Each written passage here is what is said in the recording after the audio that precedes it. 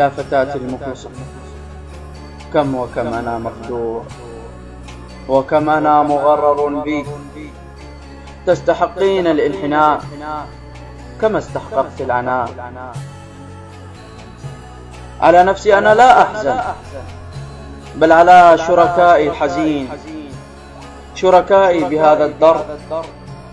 لا مفر لهم فكلك خداع، وأنت بذاتك خديع. نظراتك، صوتك، مشيك، أحسن إبليس بهن صنيع. هزمتني في كل شيء، في حرب الكر والفر، في حرب الانهزام. هزمتني منتصرا في كل حرب أو وقيعة. تركتني لأحيا مهزوما، لأي ذنب هذا العقاب يا ظبية الوديع، يا ظبية الوديع. لطالما قلت عليك أغار من عشيقاتك السابقات، أغار رغم أنهن تافهات.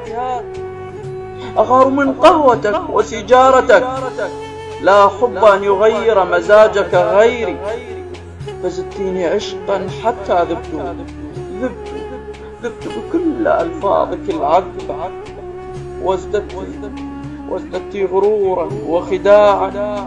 ألم تقولي إن يديك حينما تشداني للعناق يسراهن تغار من اليمنى؟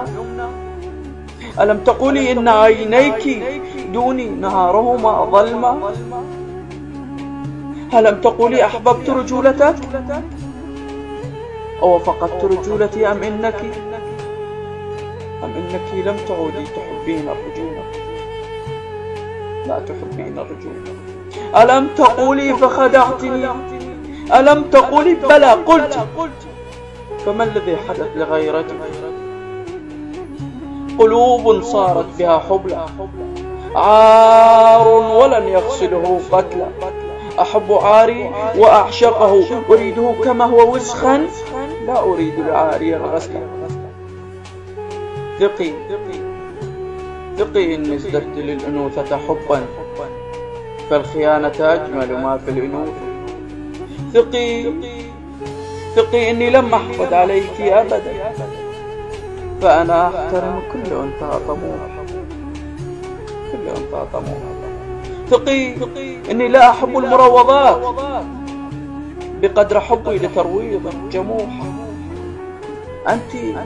أنت تحبين تملك الأشياء وأسر قلوب أمثالي الوضيع. أنت لم تحبي سوى العبث، لم تعرفي غير الهشم والكسر.